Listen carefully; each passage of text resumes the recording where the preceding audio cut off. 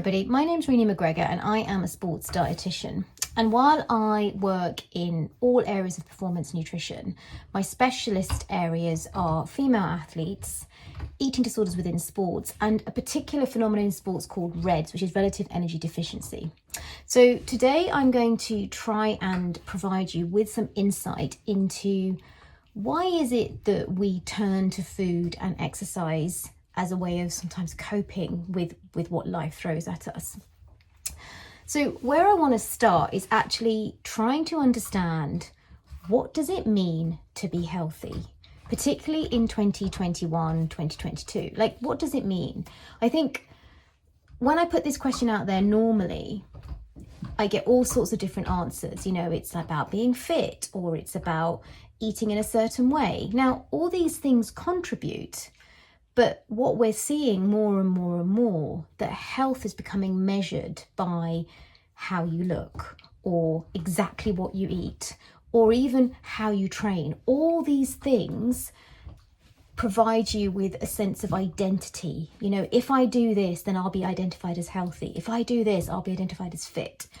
And it's really interesting because obviously what we eat and how we eat, what we look like and how we train, while they all work together to help us become potentially a healthier version of ourselves, they can also become something that can become very obsessive and create more anxiety. So in reality, what health really is an attitude, right? When we have a healthy attitude towards food, when we have a healthy attitude towards exercise, so that might mean that we know when to stop. We know when actually we're not very well, we don't need to go and train.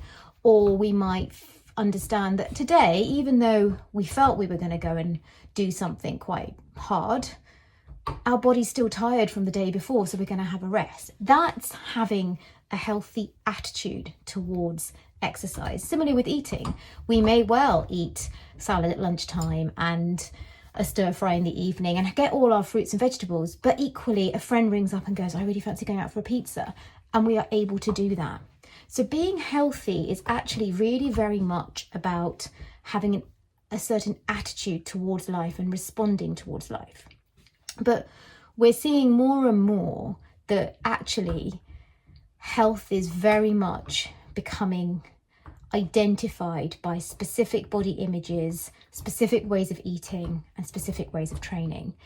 And actually what this does is start to entrap people into believing that if they deviate from this, then something awful is going to happen and they will no longer be healthy. And actually this creates a much more bigger and deeper problem, because the individual ends up with quite a disordered and dysfunctional relationship with food, exercise, and training. Now, there are many words to use to describe this phenomenon, and they're kind of interchangeable. So some people will suggest this is orthorexia, where you have this very, very obsessive need to eat in a certain way. And some of you may remember or even know now that the hashtag eat clean or clean eating, it was very, very popular a few years ago. And, you know, you may associate with that. But actually, what does that really mean? What does clean eating really mean? And why do you have to get it right every single day? So if you do have an obsession with eating purely or cleanly every day, then that is something known as orthorexia. And it's a type of eating disorder. Similarly, in sports, I spoke about right at the beginning, there is a situation called REDS, which is relative energy deficiency in sport.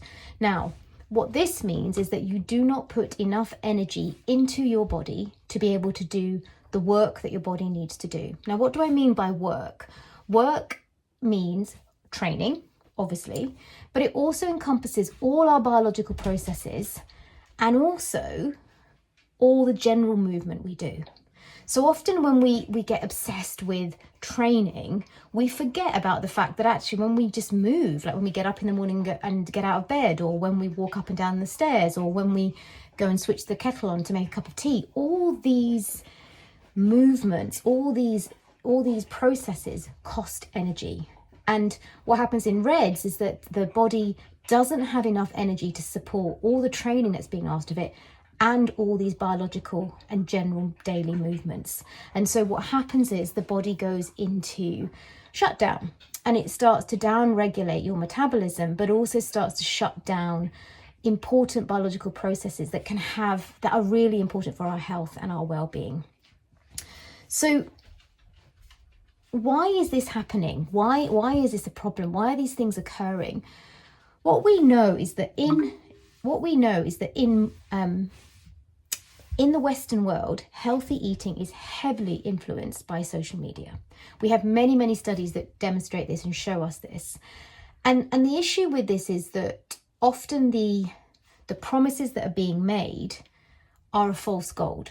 So we'll often be sucked into believing that if we eat in a certain way, then somehow we will have better skin, or we will have a more desirable body, or we will just generally be more acceptable and we'll be more confident. Similarly, if we train a certain way, maybe we'll become faster or we'll get better. And we buy into it. But why do we buy into it? I think one of the things we have to be really, really mindful of is that the way in which modern society has been created, this focus on achieving, this focus on success, this focus on image, has left us all kind of being born into a slight sense of unworthiness. So no matter how great our background is, no matter how brilliant our home life is, there's this general constant sense that we're always competing against each other, because we have access to each other 24/7 on social media. And this then sets up an ongoing internal dialogue that we must do more, we must do better. It's not a conscious dialogue, it's almost like a blind chatter that's going on within us, but it actually drives a lot of our behaviours.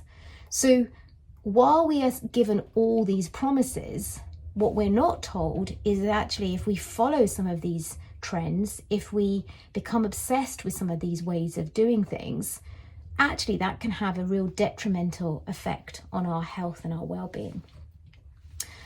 So what do we mean then by being healthy? As we said, what we really mean is having a healthy attitude. But are certain people more susceptible to following trends and becoming more dysfunctional with their relationship than others? And being sporty, does that actually put you at a higher risk? Well, the answer is yes, to a certain degree. So we do know that those individuals that participate in sport at whatever level, whether that's elite level, professional level, or even recreational level, have a higher tendency to have a higher prevalence of developing disordered eating or dysfunctional eating. And so that's something we have to be mindful of. But the question is why? Why does this happen in this population? Well, I think it's important to understand that really it's not one thing. It's a kind of perfect storm. So generally speaking, there is a big genetic influence in why people develop these difficult relationships with food. And these individuals will be a certain type of personality. There'll be certain genetic codes and pathways that are there ready to be turned on. So that doesn't mean that they will always be turned on. It just means that they're there and they're ready. But you put that personality into a complicated, competitive, uncertain, difficult environment, and you've got the perfect storm, especially if you throw in modern society and the pressure that we create with that, to developing this constant sense of not being good enough and this constant need to prove ourselves and to prove our worth and to attain worth through different measures because we don't have it within ourselves. And this is why people go in search of trying to attain a body image or trying to attain a sporting goal or trying to attain an academic goal, because it becomes their way of achieving approval. The problem is that it's never enough. And so the bar keeps moving and the person keeps pushing and keeps pushing and keeps pushing to the point where eventually that becomes the problem. So in some ways you could say this constant search, this constant sort of focus on food, exercise, body image is really a way of escaping and denying the real issue, which is difficulties within themselves, difficulties in dealing with life. You know, we know life is complicated and life is chaotic and messy. It isn't linear. It doesn't always work out. It's not always certain. And this can be very difficult to navigate, especially when you're a young individual and maybe you don't yet have the life experience or even the support at home or the reassurance that things are going to be okay, or that you've got the solutions within you, which is what is really important. And so we go in search of answers, and a lot of us turn to food and exercise and body image, because that becomes the thing that you can focus on. It becomes the solid, the kind of the thing that there is influence over, especially when you can't influence things that are going on in your own life. But what are the consequences of this, and how does it affect you mentally and physically? Well, we said right at the beginning that when there's not enough energy in the body, so when you don't give your body enough fuel, it starts to shut down, which means it will shut down all the biological processes and all the hormones associated with those biological processes.